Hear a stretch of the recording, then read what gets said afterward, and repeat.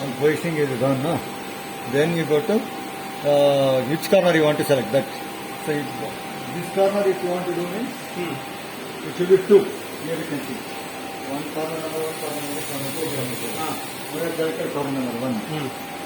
Then corner number one. Here this movement value 10, 15 mm you can do no problem. From there it will come 10 mm and touch. Okay.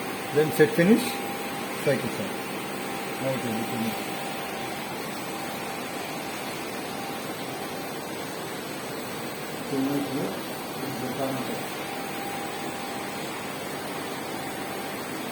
Don't worry about that.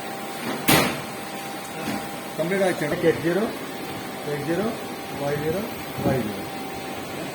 So that's all. Then if you want to see that, go to because we have selected relative, no? So select relative, press this will become yellow. Then set finish, cycle shot.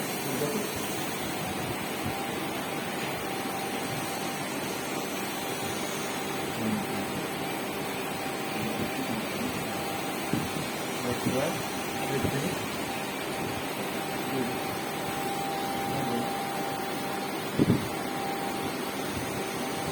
Oh, it's already moved to 0. Now make it minus 20. What are you doing? 25 I will make. So after 25